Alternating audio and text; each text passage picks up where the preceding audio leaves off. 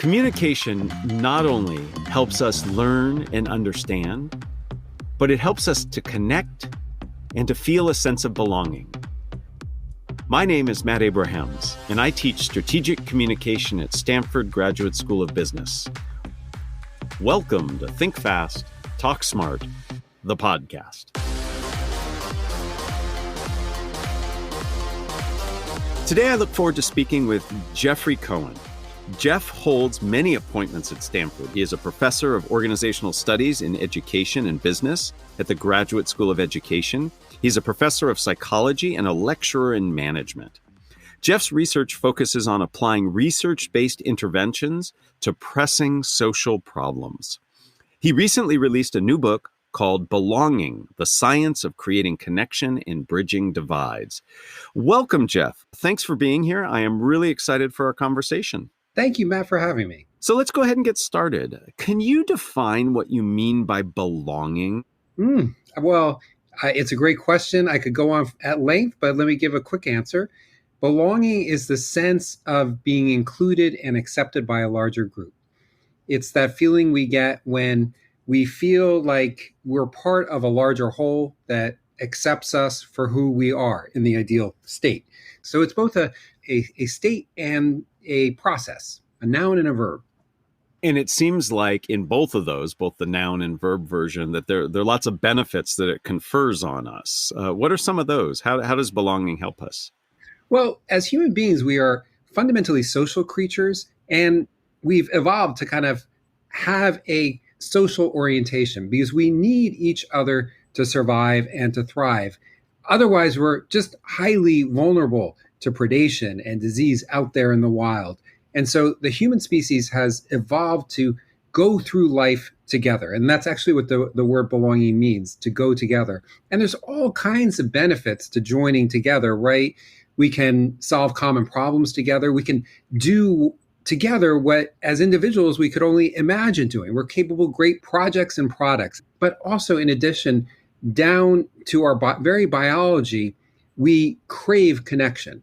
When we don't have it, when we feel disconnected from the rest of humanity, this what's called a state of loneliness, it actually does biological damage. It's one of the most toxic social environmental factors out there.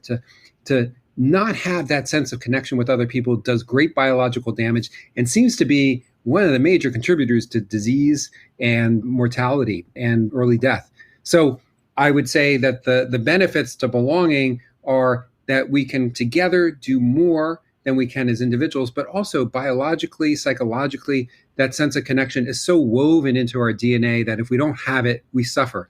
Belonging and feeling connected sound like they're absolutely critical to just being human. And it sounds like from a benefit side, there are productivity benefits, but there are also psychological, relational benefits. And certainly there are biological challenges if you're lonely and not connected or feeling a sense of belonging. And I can only imagine that there are lots of mental consequences. It strikes me that belonging can come in two different varieties, at least. There's a big B belonging where we feel connected to others at a deep emotional and fundamental way, as we do with our lifelong friends and family, but also a little B belonging where we feel connection in a more superficial-like way. For example, followers we have on social media that we've never met, or someone who shares a birthday with us, or even somebody who likes the same sports teams as we do. Does a little B belonging help us in the same way as big B belonging does? Big B belonging is better. I like the alliteration. Big B belonging is better. In the Harvard study, for example, one of the big predictors of longevity are quality social connections, quality social relationships. It's as important. I think it's about the effect size is about twice the effect size of having a healthy diet or exercising, having good social connections, that sense of being accepted for who you are, that kind of authentic sense of connection that is, I think, very hard to get online through these very superficial, small B connections that we have online. That sense of being accepted for who we are, that authentic connection is really, really important. But also that sense of being of service to others, being someone who matters, who's important to other people.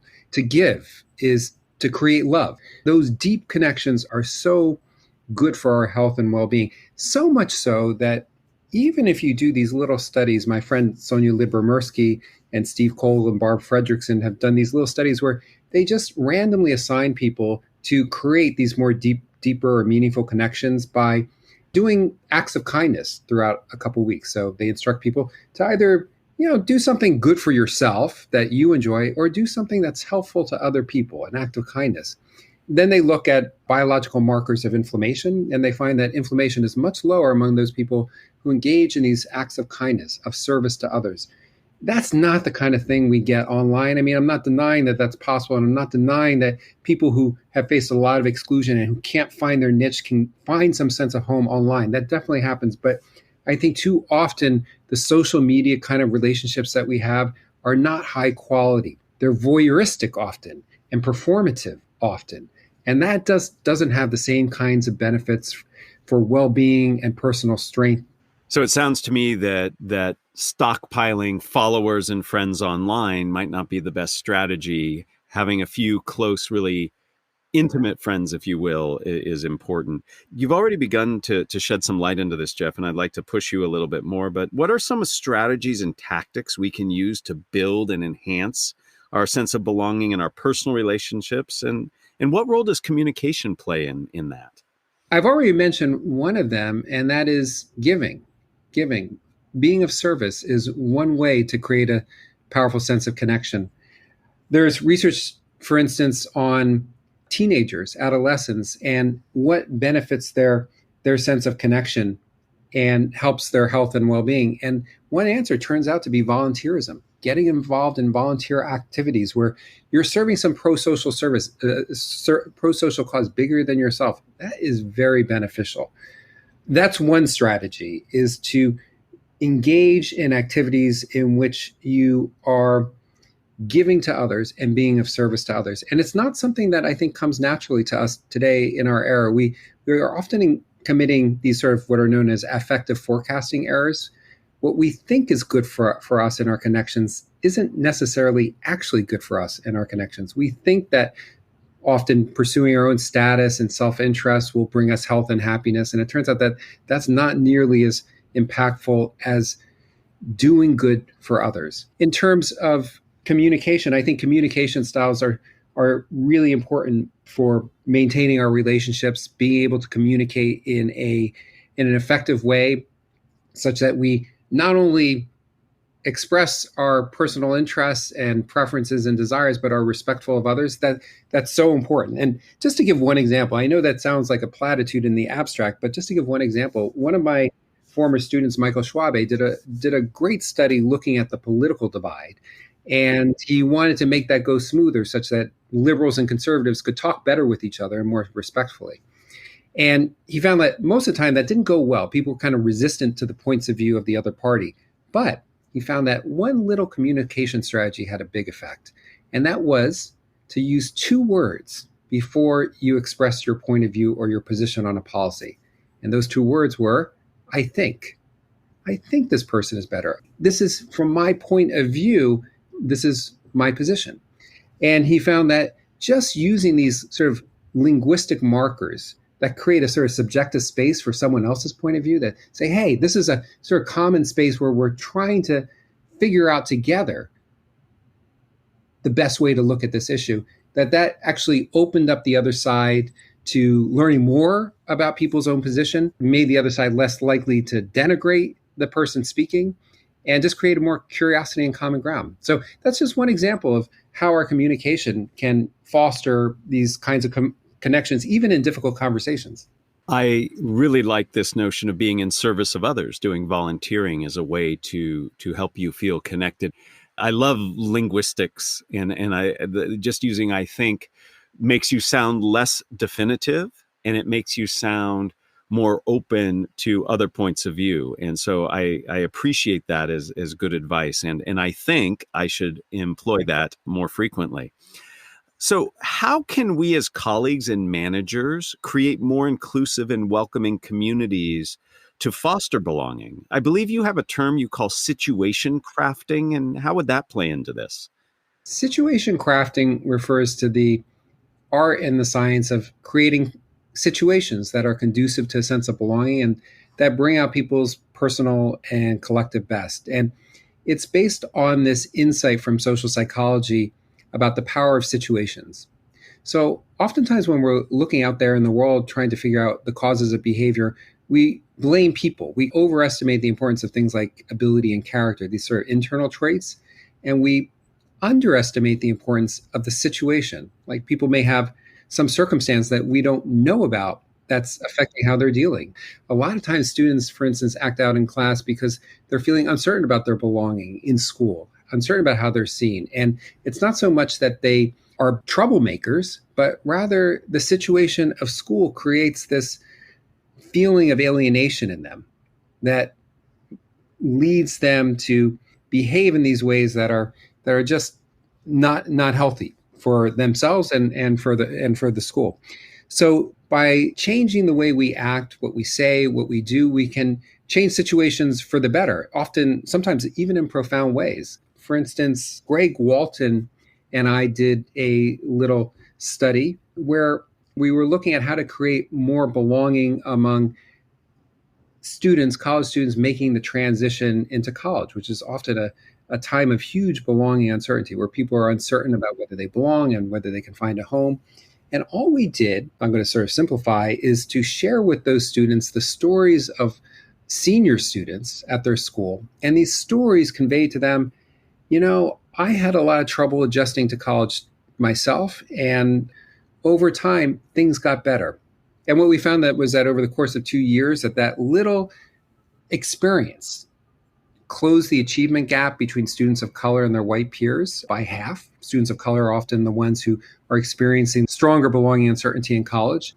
You also brought up as a great point of where communication comes in. Helping people craft stories that they can then share with others is important. And creating an environment where it's okay to share vulnerability can help as well. And I can imagine organizations could set up opportunities to get together, like affiliation groups, et cetera, to invite people to come connect. So if there's a group of people at work who like to exercise, they could go for a run together. Or if there are people interested in learning about a new topic, as managers and colleagues, we can invite people in to feel that sense of belonging. Is that a reasonable thing to do? I think so. And I think our theories of what makes people happy don't often include that. And our theories of what makes workers and employees productive often don't include those little opportunities for seemingly meaningless connection, but it's not really meaningless. I mean, I would often find as a young professor that I could feel intense belonging uncertainty when I was starting out. I really felt, with all the silverbacks there at the university I was at the time, that I wasn't sure if I belonged. And then, yet I'd be going to the copy room and bump into a student in my class, and we'd have a little conversation about the class or a reading, and suddenly I'd feel better. I'd feel better. I'd even feel more energized. And I think that's what these what social psychologists call passive contacts do. You meet at the water cooler. You join a little club to do something together, like exercise or enjoy a hobby together. These things that we don't really have good theories for explaining why they make people healthier, why they make people more productive. They actually really do matter. So I think you're absolutely right. And I think managers and leaders can create those opportunities for connection. And they can also, just through inquiring about people's interests and values, asking good questions. I just want to get to know you better. Also create that. Thank you for that. I think everybody can tick off that list of things they can do at work as managers, as colleagues, to really help people. I want to flip the coin a little bit here. When Robert Cialdini was a guest, we talked about ways people can use our deep connections with others and our sense of belonging and need to belong as a way to manipulate or to influence or persuade us, which leads me to wonder, is there a dark side to belonging that we should be concerned about? This issue comes up a lot. Belonging is a psychological need. We have a need to belong, which can be channeled into either good outcomes or bad. And I think too often it's exploited for bad outcomes. That need to belong, if we're not getting it, if we're not fulfilling our need to belong through work, or through mainstream institutions, or through our family, we become vulnerable to the appeals of hate groups, extremist groups. We become vulnerable to the views of our political tribes, just conforming to them out of a need to belong. I think what this means is that if we exist in a society where people aren't getting those sort of constructive channels for belonging at work, at home, through their family and their schools, then they become vulnerable to these other much more destructive forces. And that's a big problem. Before we started the podcast, we played the name game since we had some overlap at Stanford. And I studied with Phil Zimbardo, and he had a class on the psychology of mind control. And one aspect of that was around cults and how cults prey on people who feel disconnected, and they provide opportunities for connection. And when I started teaching persuasion and influence on my own years later, I started a cult in my class to demonstrate this. And we started the Church of Chocolate Obsession, Cocoa. And I was Brother Carob. We read from the Holy Truffle. I mean, it was this whole thing.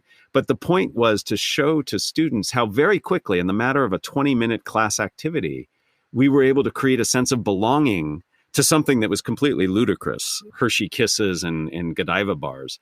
But the point is, that sense of belonging is strong and can be manipulated. And I think you highlighted the downside potentially of it. Yeah, it's strong and can be manipulated. So, Jeff, before we end, I'd like to ask you the same 3 questions I ask everybody who joins me. Are you up for that? Yes. Excellent. Here we go. Question 1. If you were to capture the best communication advice you ever received as a 5 to 7 word presentation slide title, what would it be? Listen to people's hearts, not heads. Okay, listen to their hearts, not heads. So talk to me about listening to people's hearts. What does that mean, and what does that look like? Oftentimes when we get in these conflicts with people who engage in behavior that we find objectionable, the underlying causes are emotional issues. They're emotional issues. And what people are saying, their points of view, their opinions, they're there, but they're often reflections of these underlying emotional issues and concerns, such as not quite feeling like one belongs.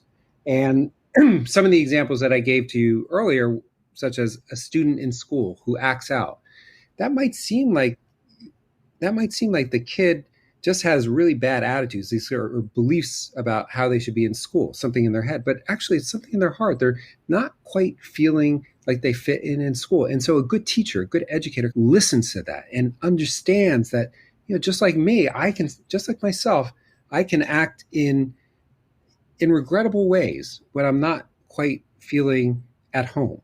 And so that's what I think listening to people's hearts means. I really like the way you phrase that. I mean, it's operationalized empathy, right? It's really tuning in to what you're seeing and experiencing, not just what you're hearing. So thank you. Question number 2, who is a communicator that you admire and why? Marshall Rosenberg. Tell me more. Psychologist who passed away. And he was actually the originator of that quote, which I distilled down to 7 words. He was like a Jedi master of listening. And he would have these very difficult conversations with people from a wide, not only with different political beliefs, but people who are highly prejudiced, bigots, and you just try to talk to them and listen.